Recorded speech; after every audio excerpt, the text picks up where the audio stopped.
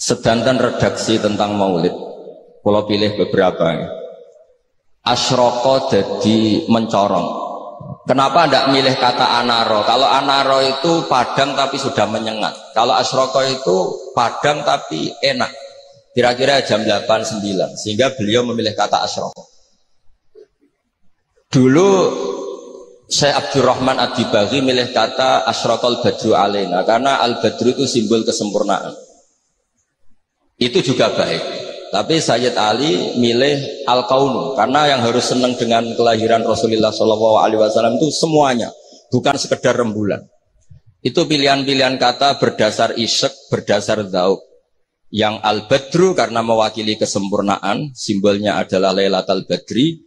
Al-kaunu mewakili hakikat bahwa hadal kaunu kulluh yafrah bi Rasulullah SAW.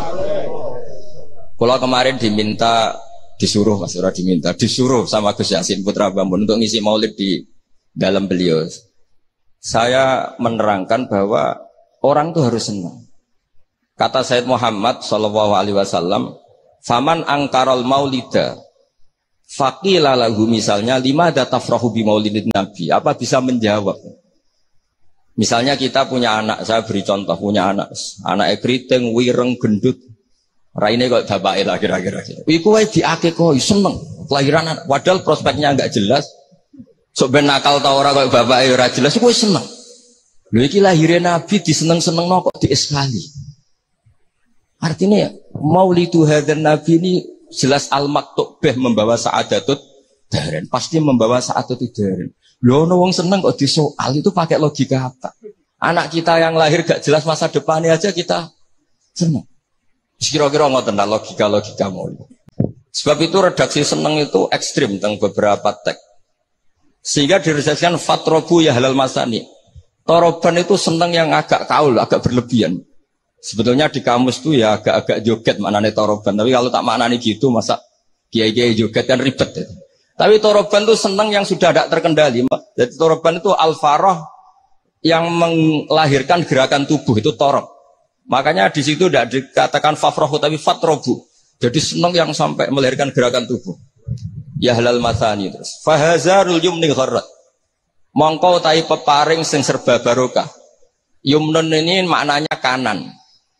Orang Arab dalam balaghatul Arab, kanan itu simbol kebenaran, simbol keberkahan.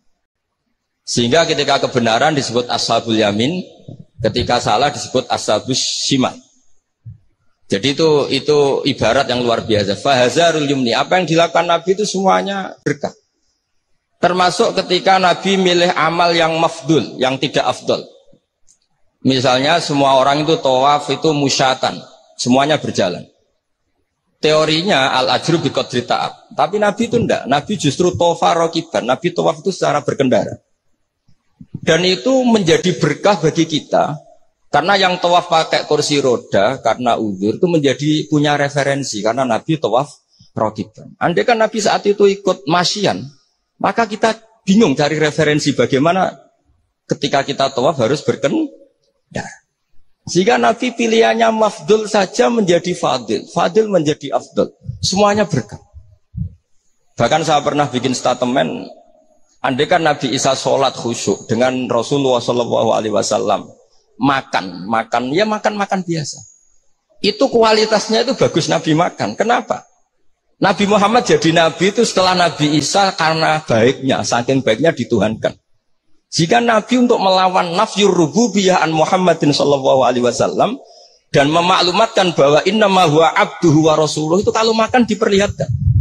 Nabi itu kalau dahar kadang di depan rumah dan tidak pati-pati priayi gitu. Ya'kulu kama ya'kulul abdu.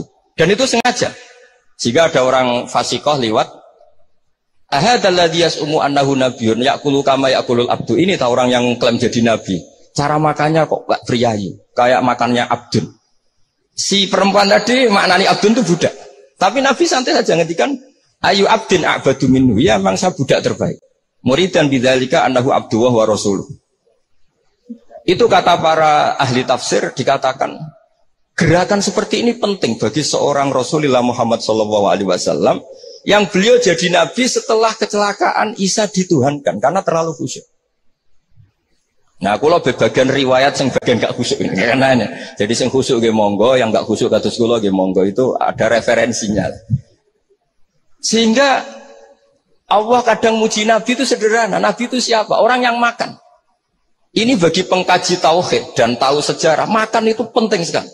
Karena hanya dengan cara itu orang nggak akan diduga sebagai Tuhan. Nah, di sini ketika Allah muji Nabi Isa, mal masih ibnu Maryam illa rasul qad khalas min qabli rusul wa ummuhu siddiqah kana yakulani ta'am. Coba kalau Anda jadi orang alim, misalnya ketua MUI atau ketua NU, terus dipuji kiai ini tukang makan, itu pasti tersinggung. Mbok yo dipuji tukang qiyamul lail tadalail kan keren, ini dipuji hanya sekedar makan. Seorang rasul dan beberapa rasul bahkan kadang Quran mujinya hanya gitu. Wa ma arsalna qablaka minal mursalin illa innahum la yaquluna ta'ama wa yamshuna fil aswaq. Tapi makan di sini beda dengan makan kita. Kalau makan kita kan kepengen wareg, kepengen gendut, kepengen kuat, mbok kuat opo ora ros pokoke. Makanya Nabi itu beda dengan kualitas A, yaitu nafyur rububiyah. Dal al-i'lam bi annahu abdullah wa rasul. Jadi Nabi gerakannya itu sholatnya ya ibadah, makannya ibadah, goyonya ya ibadah, gojlokannya juga ibadah, diamnya juga ibadah. Itu disebut fahazarul yumni gharat. Gharat itu maknanya juga nyanyi, gharat itu rengeng-rengeng nyanyi. Jadi kalau suwun nas, pokoknya seneng tenanan, seneng banget. Walana busyra napa bisadin mustamirin laisa yanfat haitsu utina atau anjama al fakhral mu'abbad. Jadi walana lan iku berhak kedhi kita al busyra te seneng. Seneng bisadin kelan kebahagiaan sifate sadin mustamirin kang abadi. Laisa kang ora ana apa sadu iku yanfatu ilang apa sadu. Haitsu utina atau anjama al fakhral mu'abbad. Jadi ketika muji Allah ya gitu. Fali rabbi kullu hamdin jalla ayakhsurul ithabana biwujudi Mustafa al-Hadi Muhammad. Ada yang meredaksikan Sa'ada Abdun Kotamal Lawan Jala Andul Hazinu. Ada yang meredaksikan Bushra Lana Ninal Munazaral Ana Wafal. Jadi kalau mau lihat kok susah itu gak boleh. Apalagi tarian terus wong susah itu gak boleh. Tapi nak berkata enak juga gak boleh karena harus seneng gitu. Jadi ini udang ini tadi tak gosok hari ini. Saya ini keluarga sini, Mbah Basal akhirnya di sini diundang, jadi ngirit mungkin tidak tahu saya. Tapi bagus. Saya juga nggak harap-harap ini kan, malah saya dosa ini kalau. Tapi saya ini cerita, yang penting itu senang. Senang ini penting. Saya sering didhawuhi bapak saya ini teman akrabnya ya keluarga sini ya teman akrabnya bapaknya Mas Arwani. Bapak kula nu nek ana wong ngaji nangis itu ngritik. Kata beliau itu, suang neng omah sutangnya akeh mipir BKB digadekno pas ngaji ditangis pisan jare gitu. Ngaji kudu seneng kata beliau. Teori beliau itu sederhana. Orang sampai maksiat itu karena cari kesenangan. Sehingga kalau taat itu tidak pengganti kesenangan maksiat, maka akan taatnya akan tertandingi dan terkalahkan. Itu teori maksudnya sampai anu te monggo ora ya kok bangetan maksudnya. Sehingga orang ibadah itu harus senang. Itu coba nazuman yang sering dinasihkan Habib Syah itu. Laula kaya zinatal wujudi ma toba aisi wala wujudi wala taron namtu fi sholati. Andaikan tidak dengan ajaranmu ya Rasulullah, kita ma toba aisi, hidup kita itu tidak nyaman. Dan eksistensi kita juga agak jelas.